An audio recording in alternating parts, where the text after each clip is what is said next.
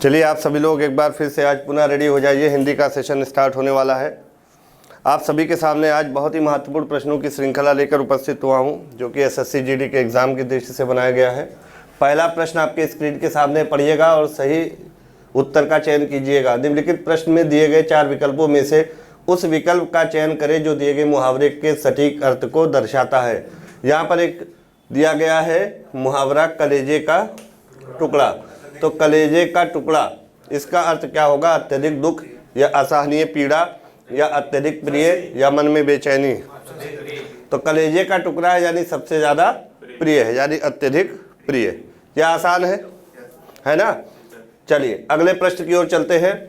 मुहावरे से संबंधित बहुत सारी कल बातें मैंने बताई थी, लिखवा भी दिया था, तो इस पर ज़्यादा समय नहीं देंगे। रिक्त स्थान की पूर्ति करने के लिए सर्वाधिक उपयुक्त शब्द का चयन करें। इस डाट फिर ठीक 12 बजे हैं, तो इस युग या समय या काल या अवधि। समय, यह भी आसान है। तो इस समय कितना बजे है? ठीक 12 बजे हैं। आपका राइट आंसर क्या हो जाएगा? समय। अगला प्रश्न है, दिए गए शब्द का विलोम शब्द चुनना है। सभी लोग बताइएगा अर्वाचीन शब्द का विलोम क्या होगा? पुरातन या पुराण या प्राचीन या पुराना। कुछ लोग पुरातन बता रहे हैं, कुछ लोग प्राचीन बता रहे हैं। सही उत्तर क्या होगा? प्राचीन। देखिए प्राचीन का मतलब पुराना, लेकिन पुराना का उल्टा नया होगा। प्राचीन का उल्टा अर्वाचीन। अगर पुरातन पूछे, पुरातन का मतलब भी क्या होता है? पुराना ही होता है, लेकिन पुरातन का विपरीतार्थक शब्द अगर पूछे तो क्या होगा? नूतन। क्या होगा? नूतन। शब्द के हिसाब से आप विलोम शब्द चुनेंगे, मैंने बताया था। और अगर पुराना का पूछे तो क्या हो जाएगा? नया हो जाएगा, है ना। तो जिस प्रकार से शब्द एग्जाम में आए क्वेश्चन में, उसी के हिसाब से उसके विलोम शब्द का चयन करेंगे। कल बहुत सारे विलोम शब्द हमने लिखवाए भी थे, जैसे मैंने लिखवाया था अभिज्ञ का अनभिज्ञ, है ना, अज्ञ का विज्ञ, उद्यत का विनीत। ये सब तैयार कर लीजिए, ये सारे बहुत इंपॉर्टेंट है। निरोग का रोगी, है ना, बीमार का स्वस्थ, रुग्ण का, कल रुग्ण शब्द आया था ना, हाँ, स्वस्थ। स्वस्थ का मतलब ठीक ठाक, हेल्दी, और रुग्ण का मतलब बीमार। तो इस तरह से आप कई सारे विलोम शब्द का तैयार कर लीजिएगा, आएगा एग्जाम में। अगला प्रश्न है, निम्नलिखित में से कौन सा दिए गए वाक्यांश के लिए एक शब्द सही नहीं है? अगर नहीं है वाला प्रश्न पूछे तो आप झटके में मत पढ़िए, इसको ध्यान से पढ़िए कि है या नहीं है। ये पूछा जाता है, जल्दबाजी में आप पढ़ लेते हो है और सही लगा देते हो।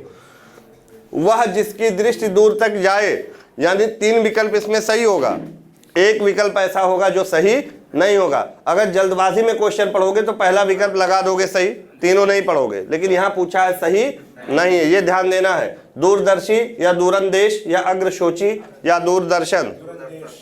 क्या नहीं होगा? दूरदर्शन नहीं होगा। अग्रशोची का मतलब आगे की सोचने वाला, यानी दूर दृष्टि रखता है तभी तो आगे की सोचता है। यहाँ पर दूरंदेश यानी दूर, यानी आगे की चीज का अंदेशा जो लगाता हो, यानी दूरदर्शी होगा, दूरंदेश होगा। और यहाँ पर अग्रशोची भी होगा। ये जो दूरदर्शन है ये आपका नहीं होगा। समझ में आई बात? चलिए अगले प्रश्न की ओर चलते हैं। अगला प्रश्न दिया गया है कि रेखांकित खंड को प्रतिस्थापित करने के लिए सर्वाधिक उपयुक्त विकल्प का चयन करें। यानी जो रेखांकित शब्द है, खंड है, उसके स्थान पर हम विकल्प में से क्या लिख सकते हैं? रोगी को सेब काट कर खिलाओ।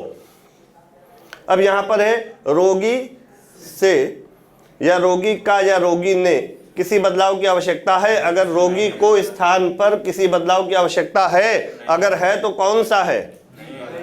अगर नहीं है तो चौथा विकल्प सही होगा, किसी बदलाव की आवश्यकता नहीं है। तो रोगी को, अगर यहाँ रोगी से लिखोगे तो गलत हो जाएगा। रोगी से सेब काट कर खिलाओ गलत है। रोगी का सेब काट कर खिलाओ ये भी गलत लग रहा है। रोगी ने सेब काट कर खिलाओ ये भी गलत है। तो यहाँ पर चौथा विकल्प क्या हो जाएगा? सही हो जाएगा, यानी किसी बदलाव की आवश्यकता नहीं है। क्लियर है? चलिए अगले प्रश्न की ओर चलते हैं। प्रमोद किसका पर्यायवाची है? प्रमोद, प्रमोद का मतलब क्या होता है? खुशी। खुशी किसको कहते हैं? हर्ष को कहते हैं। तो प्रमोद का पर्यायवाची क्या है? हर्ष। इसके और भी पर्यायवाची 2-4 लिख लो। आह्लाद, क्या है? आह्लाद। इसका भी पर्यायवाची क्या है? खुशी, यानी प्रमोद।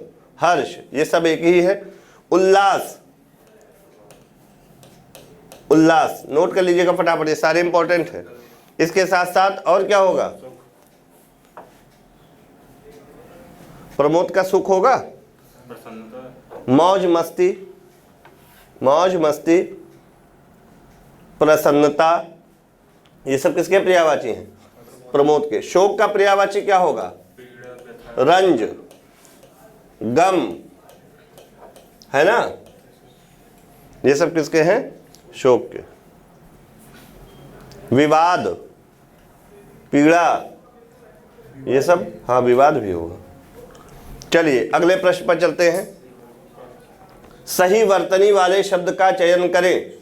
पहला है शुद्धिकरण, दूसरा है शुद्धिकरण, तीसरा है शुद्धिकरण और चौथा है शुद्धिकरण। अब बताइए, तो 2 चीज तो आपको कंफर्म हो गया, 2 विकल्प कि शुद्धिकरण कोई शब्द नहीं होता। शुद्धिकरण में यहां पर आप देखेंगे तालब सा होना चाहिए, दंत सा है। अब आपको यह ध्यान देना होगा कि शुद्धिकरण में तालब शाह में छोटा ऊ की मात्रा होगी, छोटा ऊ की मात्रा है, और ये जो दा के नीचे धा लगा हुआ है इसमें बड़ी ई की मात्रा होगी या छोटी ई की मात्रा होगी, ह्रस्व या दीर्घ, यही आपको ध्यान देना है। तो शुद्धि कैसे लिखा जाता है? ऐसे ही तो लिखा जाता है, और इसी में शुद्धिकरण लिखोगे तो करण जुड़ जाएगा, तो कौन सा सही होगा? ए। बहुत सारे लोग कहते हैं शुद्धिकरण, तो जब आप लोग शुद्धिकरण बोलते हो तो ये वाला सही कर देते हो, इसलिए सही उच्चारण करिए। जैसे कल मैंने बताया था एक शब्द होता है स्वामी भक्ति, साधुवाद, साधु में छोटा ऊ की मात्रा लगती है, विद्यार्थी गण, है ना? तो ये सब ध्यान दीजिएगा। चले अगले प्रश्न की ओर, या इसमें कुछ और वर्तनी वाले में कुछ और लिख लीजिए। ये पूछा जाएगा, 3 से 4 प्रश्न वाक्य शुद्धि और वर्तनी के होंगे आपके एग्जाम में, लिखिएगा। एक है पुनर्स्थापना। पुनर्स्थापना, आप लोग क्या करते हो? गलती कर देते हो, कहां पर? रा लगाने में गलती कर देते हो। यहां पे पा पे आ की मात्रा नहीं होगी। पुनर्स्थापना, ये जो रा लगा हुआ है, रेफ वाला रा, ये वर्ण के ऊपर लगता है, तो यह किस पे लगेगा? था पर लगेगा।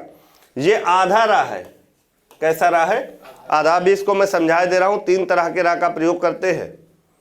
और एक शब्द है जैसे अंतरराष्ट्रीय, तो बहुत सा, हाँ यहाँ पर लगा दो इसे। मेन चीज ये चीज था, यहाँ गलती होती है, स्थापना में तो आप आगे लगा ही दोगे। जैसे अंतरराष्ट्रीय है तो अंतर ता पर बोले ना, गलत हो गया, रा पर लगेगा। यही चीज आपको सही करना है। अंतरराष्ट्रीय ये है, इस तरह से नोट कर लीजिएगा।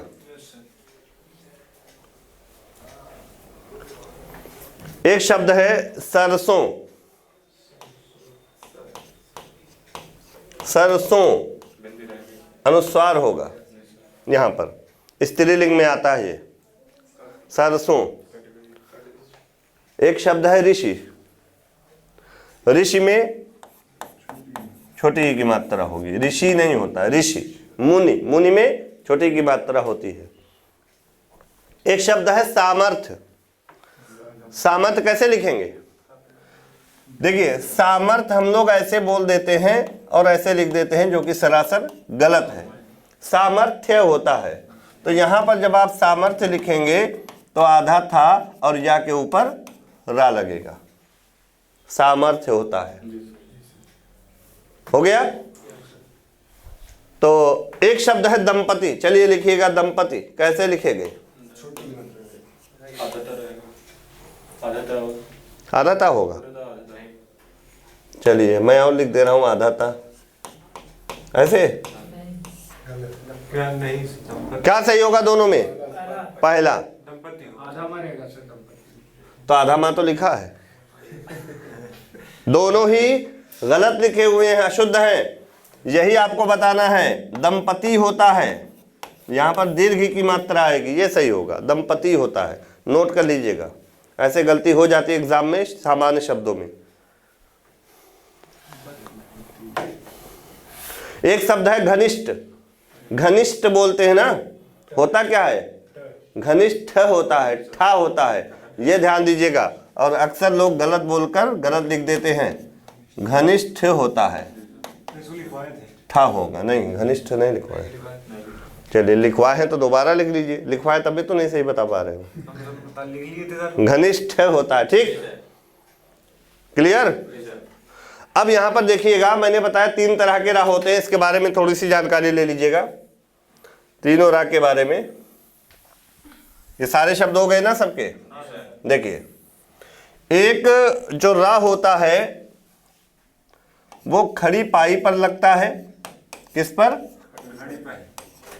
खड़ी पाई। ये जो राह है ये खड़ी पाई पर लगेगा। और एक घुंडीदार वर्ण पर लगता है। घुंडीदार का मतलब घुमावदार, जिसमें खड़ी पाई ना हो। और एक वर्ण के ऊपर लगता है, जैसे अंतरराष्ट्रीय आपने लिखा, ऊपर लगा था। सामर्थ्य आपने लिखा, ऊपर राह आया था। जैसे मैंने लिखा का, और का में ये खड़ी पाई है कि नहीं बीच में? बोलिए। और इसमें रा लगाओगे तो ऐसे तो लगेगा। जैसे आपने लिखा पा, और पा में ये खड़ी पाई है कि नहीं? इसमें रा लगाओगे ऐसे तो लगेगा।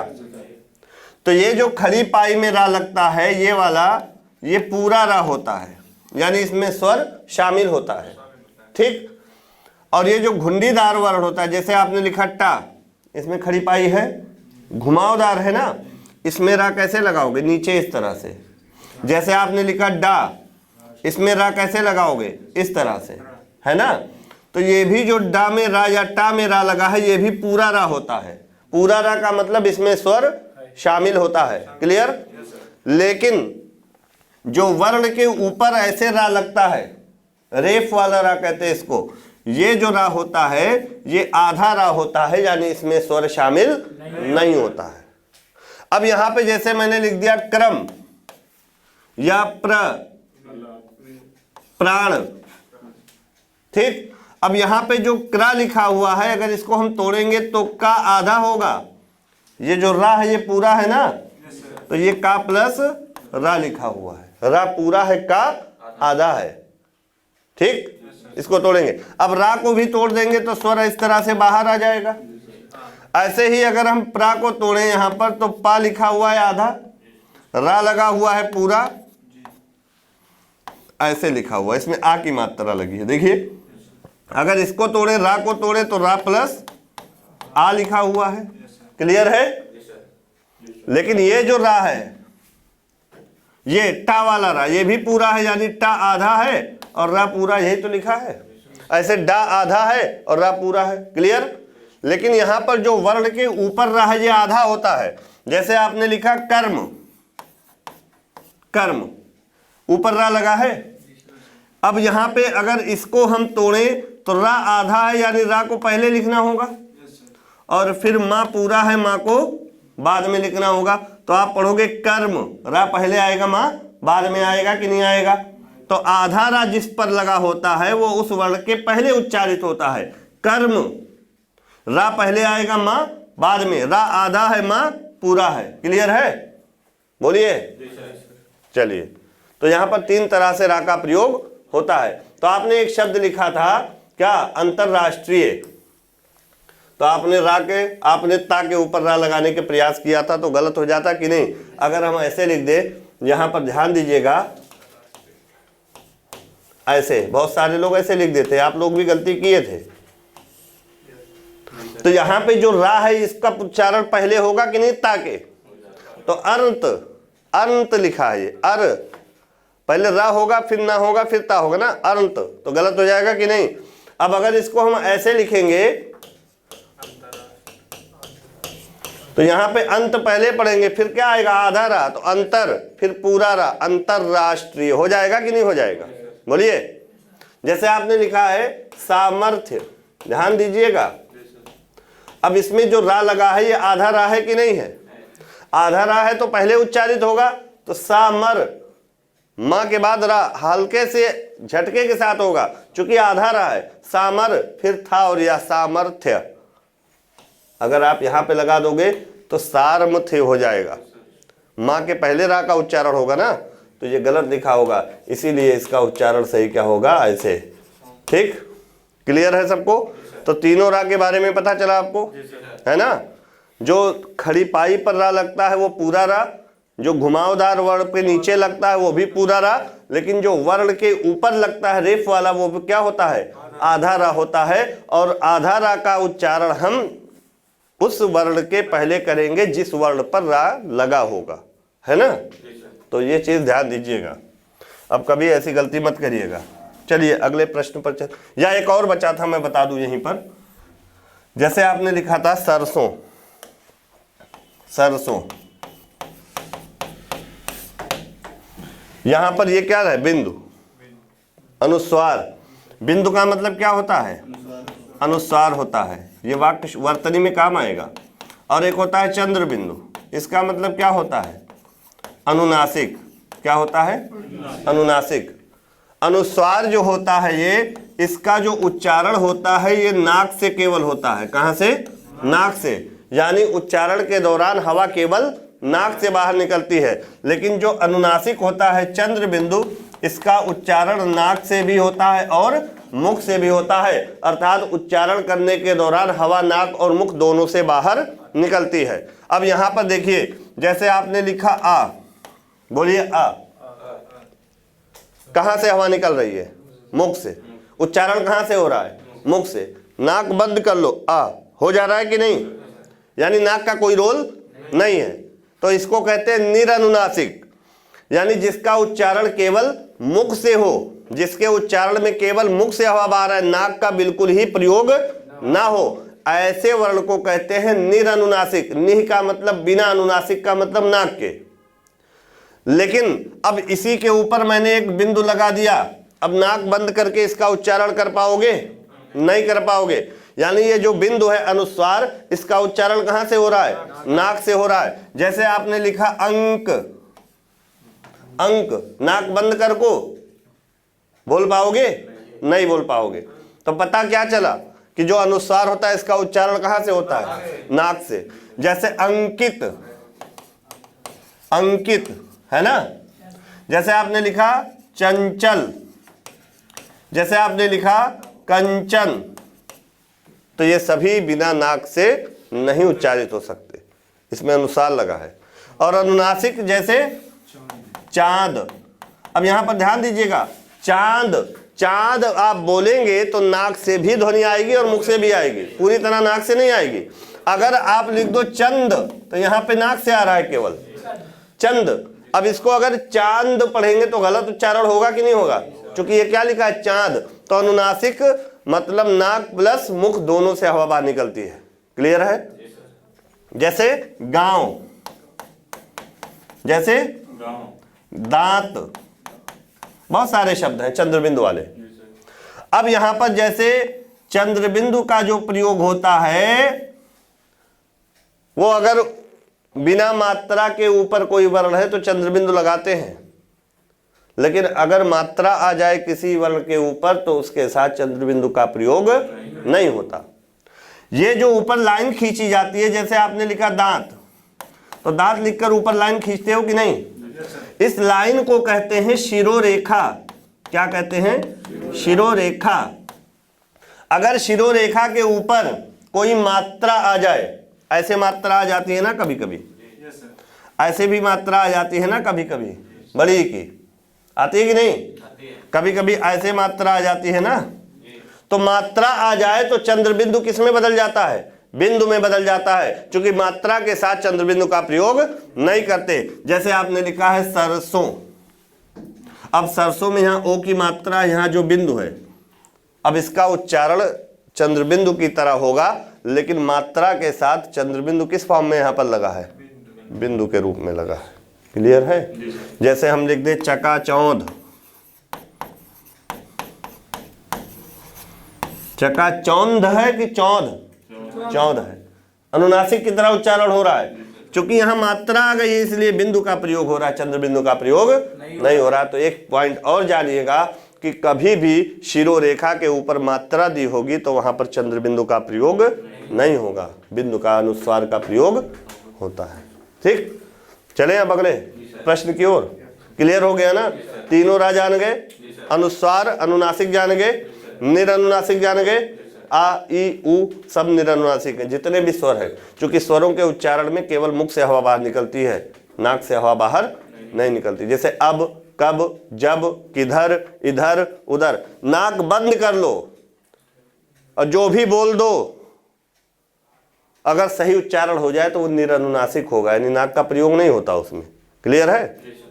चलिए, दिए गए वाक्य में रेखांकित अंश को प्रतिस्थापित करने के लिए सर्वाधिक उपयुक्त विकल्प का चयन करें। रेखांकित अंश है मारे पकड़ा गया, चोर सेंध मारे पकड़ा गया, और मारे पकड़ा जगह गया की जगह पर हम क्या लिख सकते हैं? लगाते पकड़ा गया या खोदते पकड़ा गया। पहले चारों विकल्प पढ़ा करिए, तब उत्तर दिया करिए। करते पकड़ा गया या तोड़ते पकड़ा गया? सेंध लगाया जाता है या सेंध खोदा जाता है? देखिए कंफ्यूजन होने लगा ना। सेंध जानते हो किसको कहते हैं? दीवाल होती है ना, तो दीवाल में होल कर लेते हैं, ईंटे को निकाल देते हैं। और पहले जमाने में मिट्टी की दीवारें होती थी, उसमें सेंध नहीं लग पाता था, क्योंकि मिट्टी की दीवारें खोदने में वो भरभरा के गिरने लगती हैं। और जो ईंटे की दीवारें होती हैं कच्ची, प्लास्टर हो जाता है तो थोड़ा सा कठिन हो जाता है काम, लेकिन जो प्लास्टर नहीं होता है, कच्चे ईंटे की दीवार होती है ना, पहले ज़माने में होती थी, उसमें क्या होता था, एक ईंटा केवल निकल जाए, बहुत आसानी से सारे ईंटे निकाल लेते थे। उसी को कहते हैं सेंध लगाना। तो सेंध लगाया जाता है, खोदा नहीं जाता है। खोदने का मतलब होता है जमीन में खोदना, तो दीवार में खोदा नहीं जाता, दीवार में सेंध लगाया जाता है। तो लगाते पकड़ा गया। क्लियर है? चलिए अगले प्रश्न पर चलते हैं। सही वर्तनी वाले शब्द का चयन करिए। चलिए बताइए। डी, शशि। शशि ऐसे लिखा जाता है। शशि का मतलब क्या होता है? चंद्रमा। शशि का मतलब क्या होता है? चंद्रमा। तो D will be the right answer. Clear है? बाकी सभी शशि क्या है? गलत। चंद्रमा के और पर्यायवाची क्या है? मयंक और राकेश और शशि। याद कर लीजिए, कम से कम 5 शब्द तो याद ही होने चाहिए। चलिए, दिए गए शब्द का समानार्थी शब्द बताइए। यहाँ पर एक शब्द है तलवार। तलवार का समानार्थी शब्द बताना है। शर होता है या खड्ग होता है या खग्योत होता है या भाला होता है? खद्योत या भाला या शर या खड्ग? क्या होगा?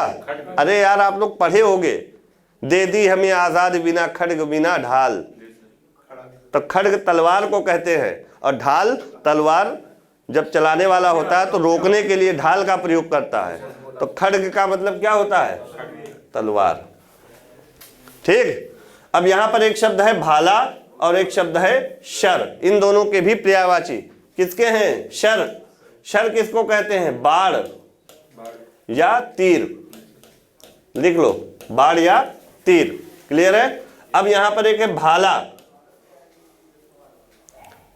तलवार के और भी पर्यायवाची हैं, अभी मैं नोट करवा दे रहा हूं। लिख लो तलवार के पहले खड्ग, कृपाण, कृपाण, शमशीर, उर्दू शब्द है असी। शमशीर, देखिए सही लिखिएगा, शमशीर ये उर्दू शब्द है। असी, करवाल, करवाल होता है ना, कृपाण हो गया। चलिए अब यहां पर लिखिए शर का, बाढ़ और तीर, 2 लिख लीजिए। यहां पर भाला का लिख लो नेजा, ये उर्दू शब्द है नेजा। और बरछा, बरछा जानते हो ना? हाँ, भाले को कहते हैं। नुकीला होता है ना बरछा, तो वो भाले को कहते हैं। चलो भाला का हो गया। अब चलते हैं अगले ओर। दिए गए वाक्य में रेखांकित अंश को प्रतिस्थापित करने के लिए, यहां पर अंश है, इतना आप लोग समझ जाओ, सर्वाधिक उपयुक्त विकल्प का चयन करें। मेरी शंकाओं का निराकरण हो जाना चाहिए। तो निराकरण की जगह उत्तर होना चाहिए, या समाधान होना चाहिए, या उपचार होना चाहिए, या समापन होना चाहिए? क्या होना चाहिए? शंकाओं का समाधान होना चाहिए। तो यहां पर B will be the right answer. Clear? इसमें कुछ समझाना तो है नहीं, समस्याओं का समाधान ही तो होता है। चलिए, निराकरण भी होगा, लेकिन इसकी जगह पर हम क्या रख सकते हैं? समाधान उचित लग रहा है, बाकी सारे गलत है। उपचार किसका होता है? रोग का, है ना। उत्तर किसका होता है? प्रश्न का। यहां मेरे प्रश्न का उत्तर दे दिया जाना चाहिए, तो प्रश्न का उत्तर होता है रोग का उपचार। समापन, किसी चीज को जब समाप्त किया जाता है तो वो समापन होता है ना। चलिए, जो पहले रहा हो वाक्यांश के लिए एक शब्द क्या होगा? जो पहले रहा हो, भूतपूर्व या अभूतपूर्व, या पूर्वज या प्रत्यक्ष?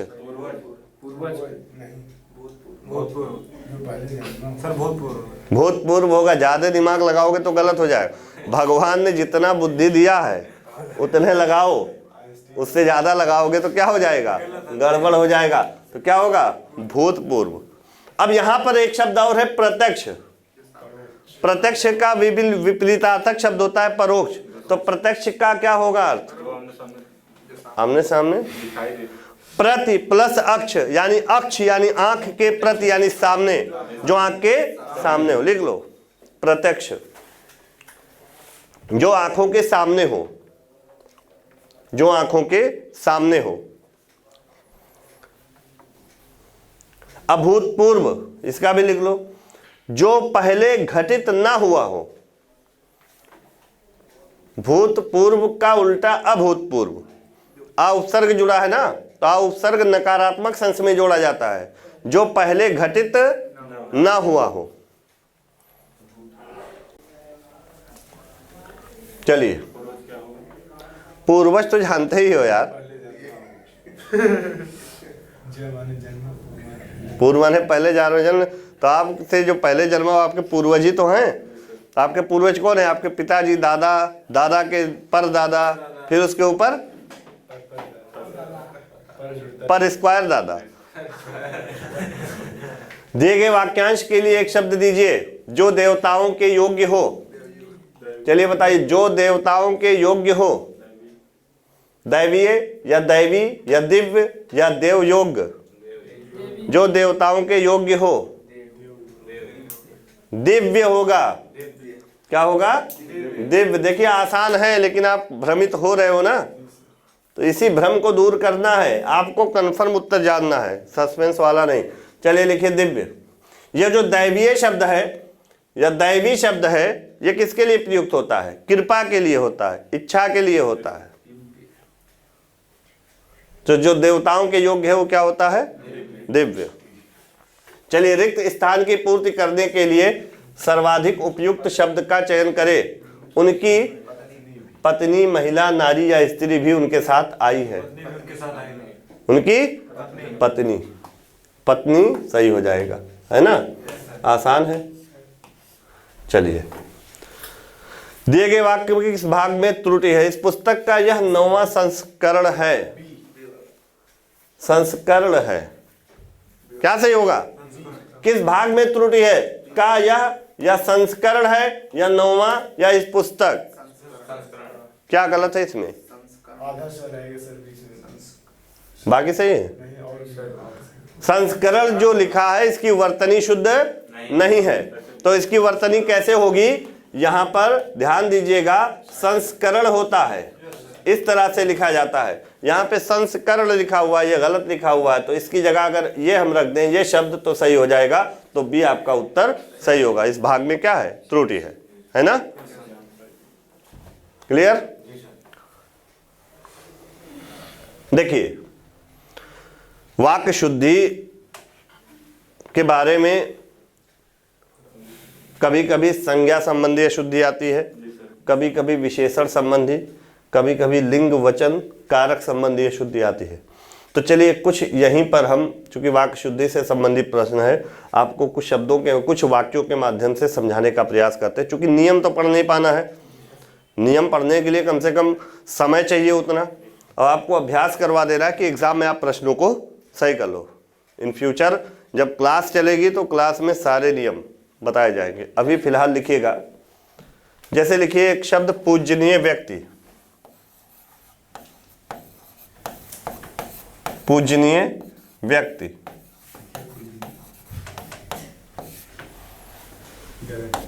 गलत है कि सही? गलत है। अगर गलत है तो क्या गलती है इसमें? पूजनीय जो है ये ऐसे नहीं लिखा जाएगा, क्या होता है? पूजनीय, क्या होना चाहिए? पूजनीय व्यक्ति, है ना।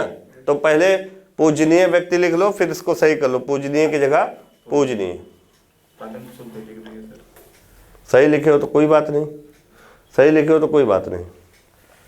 अगला लिखो, लाचार वश, लाचारी वश।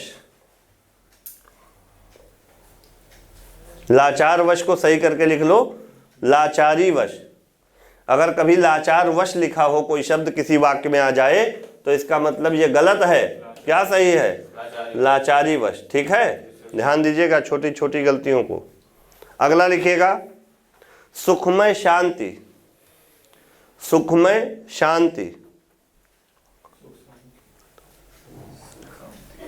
वश को सही करो बेटा, यहां तालब्यशा है।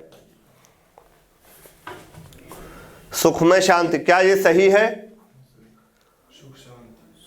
सुखमयी शांति होता है। तो इस तरह से अगर कोई विकल्प में आए तो गलत हो जाएगा। क्या होता है?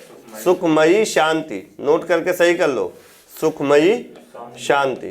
तो सुखमय शांति शब्द गलत है, सुखमयी शांति क्या है? सही है। अगला देखिए,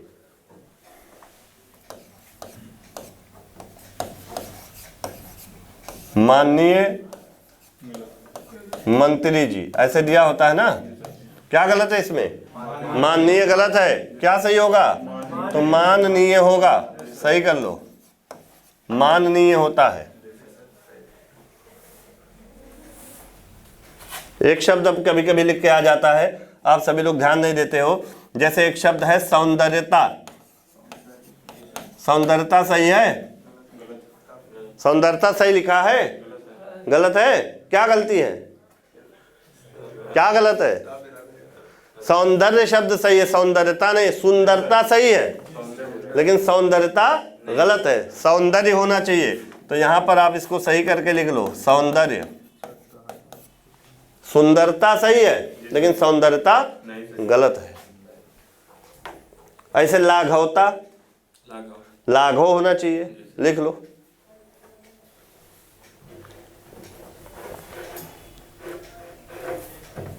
ऐसे एक दो शब्द और थे। हाँ, निरोग सही है कि गलत? बहुत बार पूछा गया है। गलत है तो क्या सही होगा? निरोग होगा, निरोगी नहीं, निरोग। ऐसे ये विसर्ग संधि से संबंधित नियम है। निह प्लस रोग। देखिए, जब आप संधि पढ़ लोगे, प्रत्यय पढ़ लोगे, उपसर्ग पढ़ लोगे तो आपकी आधी वर्तनी ऐसे सही हो जाएगी। निह प्लस रोग बराबर क्या होता है? निरोग। ये बनेगा जब नियम है विसर्ग के पहले, ये विसर्ग ही तो है, ई या उ स्वर आए। तो यहाँ पर देखिए विसर्ग के पहले इसमें ई स्वर आया है, और नियम है विसर्ग के पहले ई आए और विसर्ग के बाद रा आए तो विसर्ग गायब हो जाता है, लुप्त हो जाता है। और जो ह्रस्व ई है ये किस में बदल जाती है? दीर्घ ई में बदल जाती है। तो यहाँ पर देखिए विसर्ग के पहले ई आया है, विसर्ग के बाद रा आया है। तो ये फार्मूला क्या लगेगा कि विसर्ग गायब होगा, छोटी ई बड़ी ई में बदलेगी, तो यहाँ छोटी की जगह बड़ी हो जाएगा। तो निरोग शब्द बनेगा कि नहीं? ऐसे ही बना है निह प्लस रस। अब यहाँ पर देखिए विसर्ग के पहले छोटी ई दिख रहा है, विसर्ग के बाद रा दिख रहा है, तो विसर्ग गायब हो जाएगा, छोटी ई बदल जाएगी बड़ी ई में, तो शब्द क्या बनेगा? नीरस। ऐसे बना है निह प्लस रज, नीरज। समझ में आई बात? तो यहाँ पर कभी भी निरोग शब्द लिखा हो तो ये क्या है? गलत है। क्या होना चाहिए? निरोग होना चाहिए। लिख लीजिए, संधि विच्छेद भी कर लो।